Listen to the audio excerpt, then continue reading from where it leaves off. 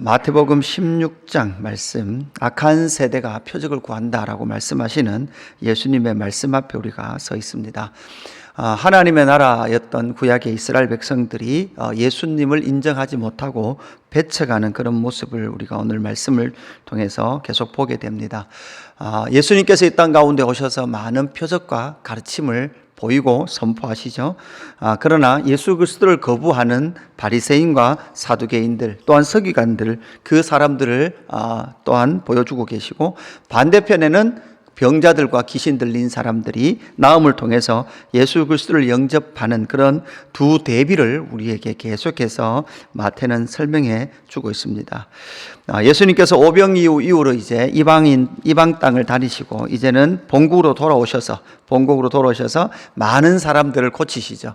하나님의 나라 이스라엘 안에도 많은 치유받을 사람, 예수님이 필요한 사람들이 많다라는 것을 우리가 확인을 하고, 또 4,000명을 먹이시는 보리떡 7개와 물고기 2마리로 4,000명을 먹이시고 7강주리가 남게 되는 이 표적을 우리에게 또 보여주시게 됩니다. 이렇게 될 때 오늘 16장 1절 어떻게 시작됩니까? 바리새인과 사두개인들이 와서 예수를 시험하여 하늘로부터 오는 표적 보이기를 청하고 있습니다. 예수를 시험하다 이렇게 되어 있습니다. 우리가 잘 알듯이 예수님께서 40일 동안 금식한 이후로 시험하기 위해서 누가 왔습니까?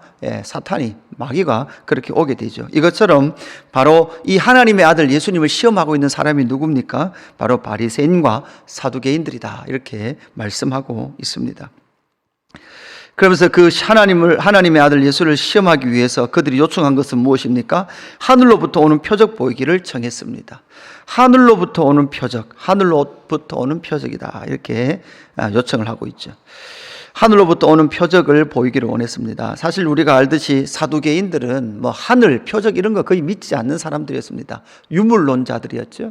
그러니까 하늘이 어디 있으며 천국이 어디 있고 지옥이 어디 있느냐, 이 세상에 눈에 보이는 것이 전부다라고 주장했던 사람들이 사두개인들 아닙니까? 그러나 이들이 바리새인과 사두개인들, 사실 이 바리새인과 사두개인들은 친할 수 없는 관계거든요. 그런데 예수를 시험하기 위해서 그들은 하나가 되어서 지금 예수를 시험하고 있습니다. 사실 예수님은 계속해서 표적을 보여주셨죠. 많은 사람들을 고치셨죠. 4,000명을 먹이셨죠. 그리고 7강주리가 남았죠. 그런데도 불구하고 그들은 또다시 이렇게 표적 보이기를 원하셨습니다. 여러분, 이 내용은 이미 마태복음 12장에 한번 등장했습니다. 안식일 논쟁 이후로 예수님께서 귀신을 쫓아내는 것을 바알세불을 힘입어서, 귀신의 우두머리, 그러니까 사탄을 힘입어서 귀신을 쫓아낸다, 이렇게 예수님이 하시는 사역을 뭐로 치부해버립니까? 사탄의 사역으로 치부해버렸죠.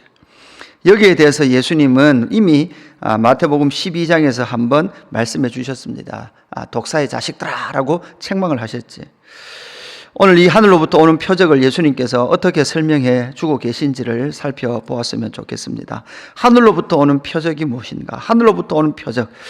하늘로부터 온 표적은 바로 시대를 분별하는 표적이다라고 그렇게 말씀해 주고 있습니다. 2절 3절에 보면 너희가 날씨를 분별할 줄 알면서 어떻게 너희는 3절 끝에 보니까 시대의 표적을 분별할 수 없느냐 이렇게 말씀을 하고 있습니다.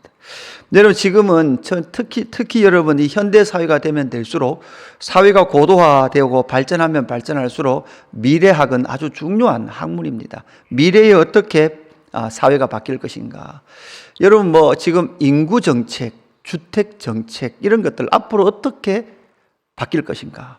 여러분, 예전에 대부분 이런 생각하죠. 여러분, 옛날에 그때 땅을 사놨으면 이런 생각하시잖아요. 그죠? 여러분, 땅은 언제가 제일 쌉니까? 오늘이 제일 쌉니다. 이렇게 바뀔 줄 알았으면 저 팥밭을 내가 사놨어야 되는데, 수성문 밑에 팥밭을 1,000평만 사놔도 여러분 이렇게 살지 않지 않습니까?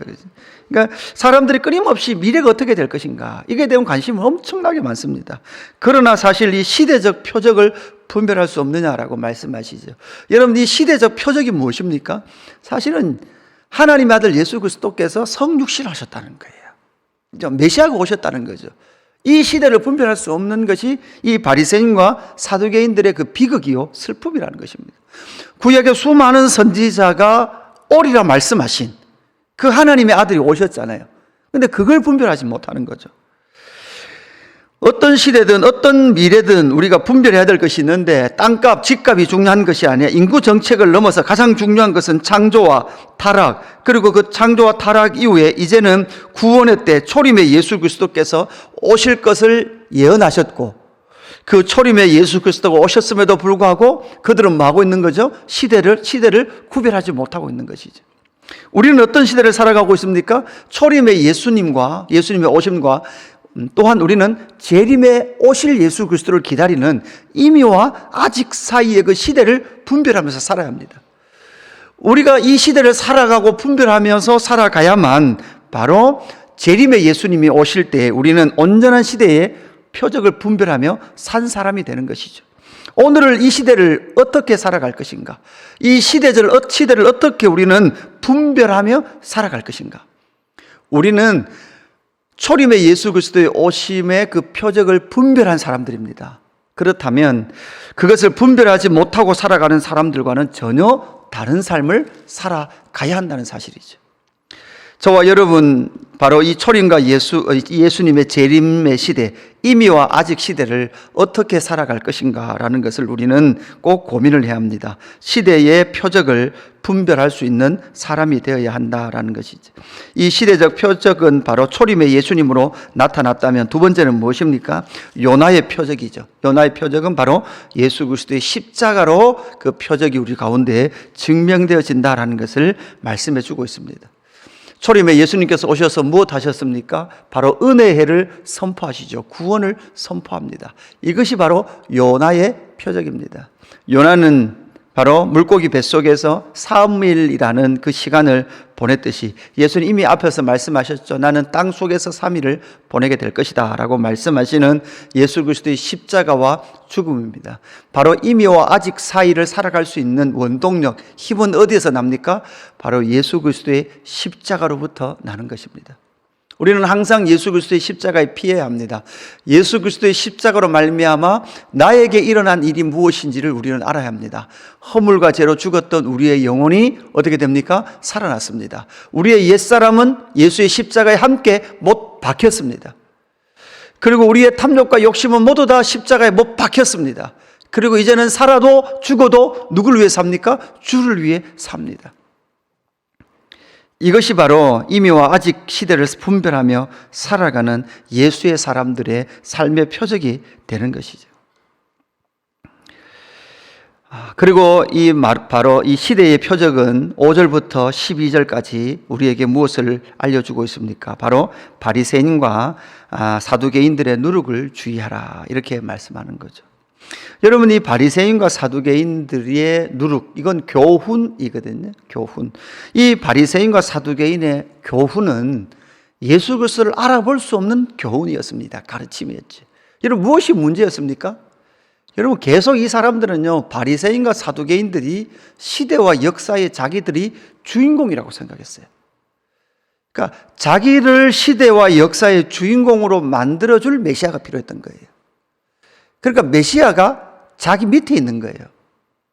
여러분, 우리는 예수 믿는다는 것은 예수님이 시대와 역사의 주인공으로 만들어 가는 것이, 아니, 역사의 주인이시죠. 그러나 그것을 세상에 깨닫지 못하잖아요.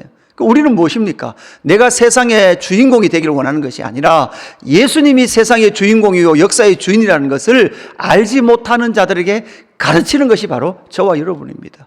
삶과 입술을 통해서 이 역사와 인생의 주인은 누구다? 예수님이다 라는 것을 가르치는 자죠.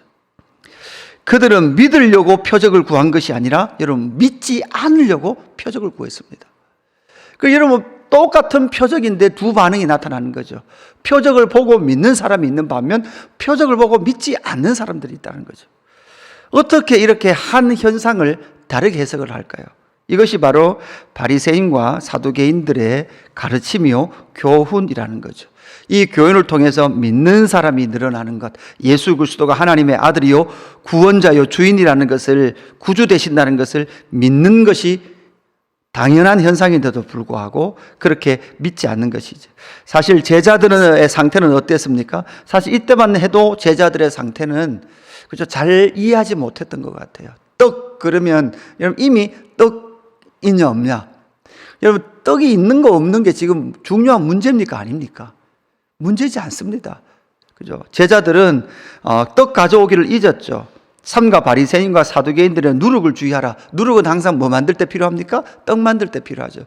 그러니까 이들을 생각하기에 우리 오늘 떡 안 가져왔는데 예수 이때 꼭 떡을 이야기하시네. 지금 그렇게 이야기하는 거죠. 여러분, 떡 안 가져왔으면 어떻게 하면 됩니까? 예수님께 요청하면 되죠. 예수님께서 예를 들어 보리떡 5개가 있었고 보리떡 7개가 있었으니까 5,000명 먹이고 4,000명 먹였지 않습니까? 그러면 한 개라도 있어야 됩니까? 뭐라도 밀가루라도 있어야 떡을 만드십니까, 우리 주님은? 여러분, 이건 없어도 만드시는 거죠. 그건 그런 핵심의 이야기가 아니지 않습니까? 제자들은 서로 논의합니다. 논의하는데 뭐 때문에 논의합니까?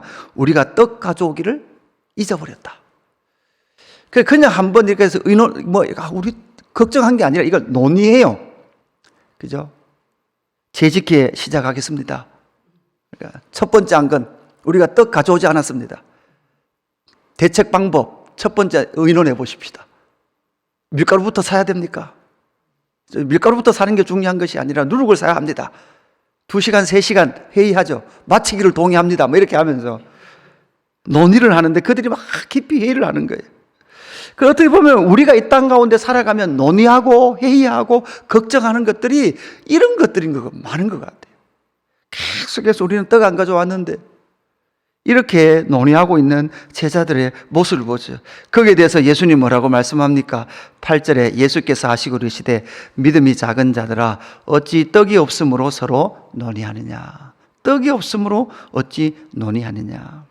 믿음이 작은 자들아 이렇게 말씀하죠. 여러분, 결국은 이 예수 그리스도의 표적을 보고도 믿지 않는 바리새인과 사두개인의 누룩을 주의하라 이렇게 말씀하시죠. 하나님은 우리의 삶을 이끌어 오시면서 한 번도 굶긴 적이 없으십니다. 우리의 삶을 책임지시고 이날까지 인도하신 줄로 믿습니다. 그래서 우리는 우리의 삶을 염려하지 않습니다. 우리를 먹이시고 입히시고 인도하신 그 하나님 아버지의 손길, 아들을 내어주신 그분께서 하물며 우리의 먹을 것 입을 것 걱정하게 하시겠는가? 여러분, 이 믿음 가지시고 이미와 아직 사이의 시대를 분별하며 예수 그리스도의 왕 되심을, 예수 그리스도의 통치자 되심을, 메시아 되심을 이 땅 가운데 나타내며 살아가는 오늘 이 하루의 삶이 되기를 주님의 이름으로 축복합니다. 기도하겠습니다. 하나님 아버지, 감사합니다. 믿지 않으려고 표적을 구하는 이 악한 바리새인과 사두개인들의 모습들을 우리가 봅니다. 하나님, 오늘 일할 또 하나님 끝없이 하나님의 돌보심과 인도하심을 믿지 못하는 우리의 마음의 상태 또한 발견합니다. 하나님 아버지, 인도하여 주시옵소서. 믿음이 작은 자들아 어찌 떡이 없으므로 서로 논의하느냐라고 책망하시는 예수 그리스도 앞에 서서 아들을 내어주신 하나님께서, 아버지 되신 하나님께서 우리의 삶을 책임지시고 인도하신다라는 믿음을 가지고 오늘 이 하루도 시대를 분별하며 살아가는 저희의 삶이 될 수 있도록 역사하여 주옵소서. 하나님, 이 땅의 사람들은 내일을 추적합니다. 내일을 연구합니다. 그러면서 어떤 땅을 사야 하며 어떻게 내일을 살아가기 위해 계획해야 될까 분별하기를 원하지만 하나님의 백성인 우리는 초림의 예수 그리스도와 재림의 예수 그리스도를 바라보며 오늘을 분별하며 살아가는 저희의 삶이 될 수 있도록 역사하여 주옵소서. 하나님 아버지, 하나님의 백성들 부흥을 사모하게 하시고 하나님의 통치와 영광을 사모하며 나아가는 귀한 하나님의 사람들 될 수 있도록 역사하여 주옵소서. 감사함을 드리며 구주 예수 그리스도의 이름으로 기도드리옵나이다. 아멘.